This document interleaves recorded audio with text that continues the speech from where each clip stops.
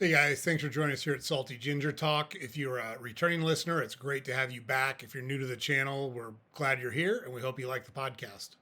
So, our podcast is for people that like to learn something new or make themselves a little bit better every day. Talk about a wide range of things, but tend to focus on mindset, controlling our emotions, making fact brain, left based logical decisions, and making the world a better place by how we interact with people and showing leadership. So, in today's episode, we are going to talk about a mindset that's very, very important to understand. And that is, there is no such thing as an overnight success. So, in today's world, where we hear about influencers or I started business X or process Y or item Z, and immediately I was making hundreds of thousands of dollars. No, just no. Does that happen ever? Sure. Does it happen more often than someone wins the lottery? Probably not. What people want you to see and what they put on social media and put out to the world is their highlight reel. And you've got to be very, very circumspect about what you do and don't believe. Because almost nobody that has success achieved it overnight, achieved it without a lot of failures along the way, or achieved it without grinding over years and years of time to build themselves up to where you see them now. And so that's what we want to talk about today. We're going to give some examples, some real world examples, and talk through those, because a lot of people are on a good track and they quit, they give up too soon. Sometimes you're on the wrong track and you got to change and you got to pivot, and we'll talk about some of those examples as well. But the important thing here is to understand that it's action that gets you where you want to be.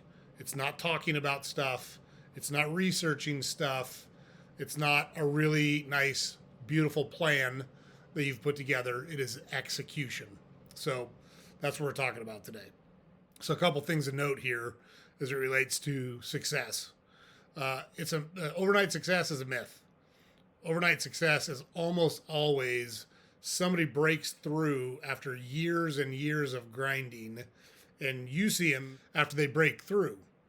But what you don't see is the years and years of struggle and failure and problem solving and reworking their situation to help them continue down the path. You don't see that. It's like the picture of the iceberg that you see where the tip of the iceberg is above water, and it's that part below the water that you never see from success. So get that out of your mind, that you're going to start something and instantly see huge success. You can see small success and build on that small success, and that's great. If you're able to navigate that without making mistakes and build on small success after small success until you're super successful, that's awesome. Good for you, and that's great. You should be proud of yourself. But more often than not, successful people have dealt with a lot of failure.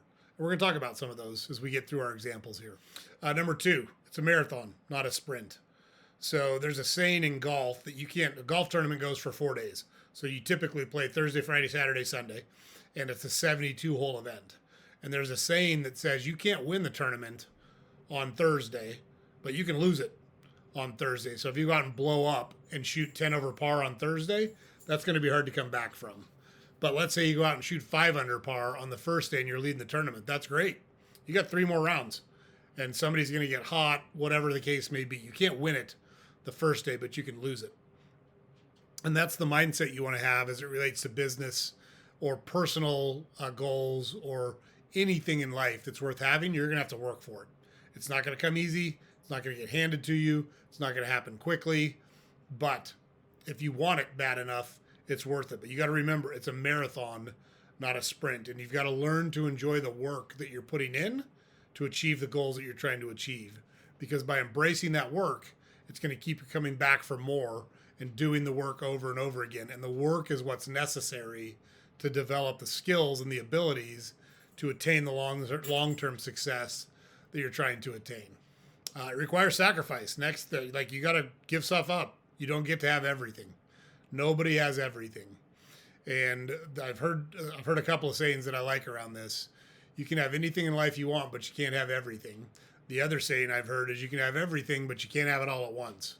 So if you're really focused on your career and you're really focused on your business, your personal relationships are going to take a hit. They just are. So if you're really focused on developing yourself personally, it's really hard to pour a bunch of time and effort into a career. So you can have one or the other, but it's really hard to have both to like a really high degree of success. It just is. So understand that. And the other thing that you got to remember around sacrifice is you have to be willing to give up short-term comfort and short-term happiness for long-term security and long-term happiness. So it's the delayed gratification. We did an episode talking about learning to embrace delayed gratification. Successful people learn how to enjoy delayed gratification and how to seek out delayed gratification. You got to learn from your mistakes because you're going to make them. Almost nobody just nails it and figures it out and cracks the code on their first shot. WD-40 is called WD-40 because it was the 40th formulation of that product that finally worked. That's why it's not WD-22 or WD-17 because it took them 40 tries to get it right. So they had to learn from their mistakes and figure it out from there. It requires collaboration. Rarely do you see someone who's successful that doesn't have a group of people around them that help them be successful, whether it's family, friends, business associates, mentors, coaches. All sorts of people have helped ventures become successful. And they give feedback. They tell you where your challenges are. They tell you where your blind spots are. You, as the leader of that group, have to be willing to accept that feedback unemotionally, process it logically, put a plan together from that feedback, and execute that plan. So that collaboration is terribly important. Next, it requires persistence. So it requires the ability to persist through difficulties. So the episode we published yesterday was about why adversity is good for you, how it helps wire your brain in a way to attack things even after you've failed, even after you've experienced adversity. And that perseverance is terribly, terribly important. That persistence, terribly, terribly important. It's going to be tough. It's going to be hard. There's no traffic jam on the extra mile because most people don't go the extra mile. If you're willing to put in the work and you're willing to do things other people aren't willing to do, you're going to get results that other people don't get. And so you got to think about that, whether it's a personal goal like your health, whether it's a professional goal around your career, whether it's goals around relationships, doesn't matter what it is. If you're willing to do things that other people aren't willing to do and you're willing to be persistent and sacrifice, you can have anything you want if you're committed to it. So not going to happen overnight is the point. You got to work for it. Plain and simple, you got to work for it. So let's go through some examples to illustrate what we're talking about here. First example is Amazon. Everybody knows what Amazon is. One of the biggest companies in the world. Jeff Bezos is well known for a variety of reasons, but he started Amazon in his garage in 1993, 1994, somewhere around there, right at the inception of the internet kind of exploding onto the scene. And Amazon took 20 years to grow into $1 billion company. And in fact, Jeff Bezos has talked before, he started in 93 or 94, there was a dot-com crash where any stock or any company associated with the internet really took a dive because there was kind of a wild, wild west, like pets.com, if you remember. That was a venture that was like Chewy is now. Chewy is successful, but pets.com was the first iteration of that, and it flamed out miserably. And Amazon was in that basket of stocks and basket of companies. They went out and raised money right before the dot-com crash, and if they had not done that, Jeff Bezos has said they probably would have gone out of business. And I would argue that without Amazon Web Services, which hosts tons and tons of internet activity and websites and those types of things, without that, Amazon wouldn't have made it because Amazon proper, not a super profitable business. It's Amazon Web Services that drives that. So stayed in business, innovated, and discovered a way to make the company really successful. Happened over decades, not overnight. Next, Apple. So Apple's the first ultra successful product after personal computing, which happened back in the 70s and early 80s, was the iPod. The iPod was its 309th product. So think about that. Apple was successful and personal computing came out. There was a bunch of consolidation and change in the industry. And Apple was at the point where it was headed towards bankruptcy. And Steve Jobs had been fired unceremoniously. There was a big power struggle. You can go back and look up all that history. They brought Steve Jobs back. The innovation that happened, he was good at leading the innovation. Steve Jobs himself, not an innovator. He was tech savvy enough to be able to speak the language, but he didn't have much to do with the innovation. He helped them design elegant products and push the team to move quickly and develop good products. But the iPod was their 309th product, and that kind of blew things open for them, followed quickly by the iPhone, and Apple's been on a really kind of steep upward trajectory since then. But they almost didn't make it. They had to fight through a lot of adversity to build the company that it is today. Next, Bruce Springsteen.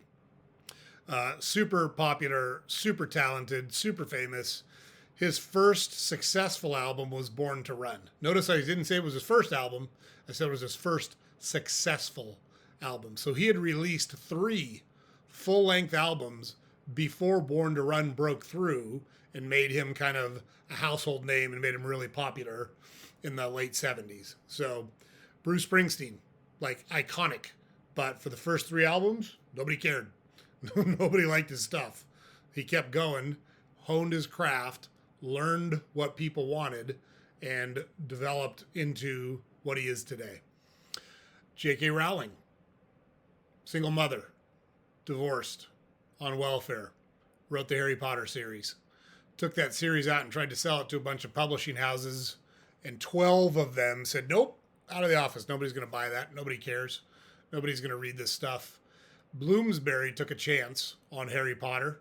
She is now one of the best-selling authors of all time. So she showed persistence, even when she was rejected multiple times. Like, it's really, it's risky when you take a chance on performance or writing or creative things. It's no fun to have people, hey, that's stupid, that sucks, we don't like it. She persevered through all that and is now one of the most successful authors ever in the history of writing.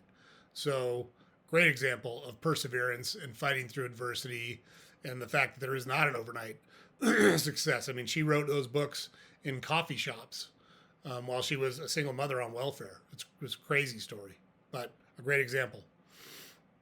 Next, Vera Wang, who's a fashion designer. I've heard the name. I don't know any of her stuff. Shockingly, I'm not a fashion guy. But she did not start designing dresses until she was in her 40s. And this was after she was a figure skater who tried to make the U.S. Olympic team, did not make it, failed, and she had a career in journalism. She left that to go start designing dresses. Now has built one of the most recognizable brands in fashion, at the high end of fashion, too. And it's okay. It's okay to find something new. It's okay to find something that you want to chase, that you're willing to put the time and effort into, that you can be successful at. And look, I know figure skaters from the time that I coached hockey.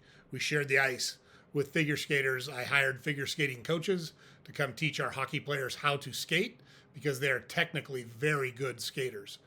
And so I know the amount of time and effort that anyone that pursued a U.S. Olympic spot put into figure skating. Imagine putting in all that time and effort and not hitting your goal. Just not making it, not being good enough, even after all the work that you put in. That takes perseverance. That takes persistence. That takes fighting through adversity. And that takes dedication. So, super impressive story there. And then our last example here is actually Netflix. So Netflix began as a DVD rental service and faced competition from Blockbuster. Even more interesting, to me at least, more interesting, is Netflix was started by people who were pissed about the late fees that they got from Blockbuster. So for those of you that are too young to remember Blockbuster, when you had to go somewhere and rent VHS tapes to watch movies, you would go rent movies, and if you didn't get them back in time, they charged you a late fee. Hell, they used to charge you for not rewinding them. There was like $1 fee for not rewinding the movie when you brought it back. So they didn't like all those fees and said, hey, there's got to be a better way to do it. So they started as a DVD rental service to compete with Blockbuster. And that didn't work very well. So they pivoted to a streaming service. And in fact, at one point, Blockbuster had the chance to buy Netflix.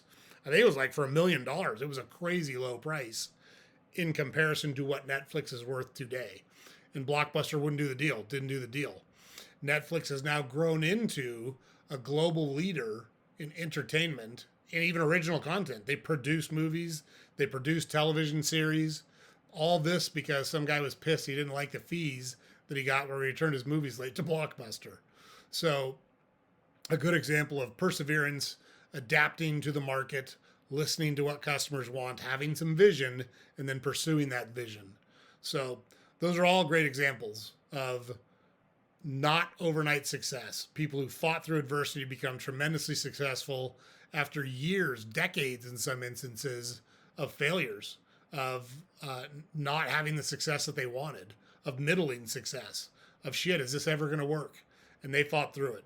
So don't buy into the bullshit that's out there about overnight success, because it almost never happens. It's a figment of the imagination in most instances. If you want something, you got to work for it. You got to be willing to sacrifice. You got to face adversity. You got to learn from your mistakes, and you got to keep fighting until you're successful. So don't forget that, guys. Super, super important. It's a great mindset to develop. It's going to help you personally. It's going to help you professionally. It's going to make you a better person.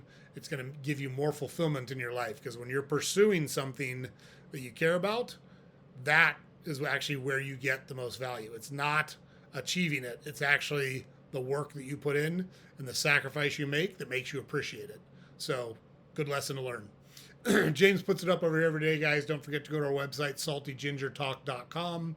All of our podcast episodes are available there. We've got a newsletter we publish every weekday that you can subscribe to on our website. And we've got links to all of our social media content available on our website.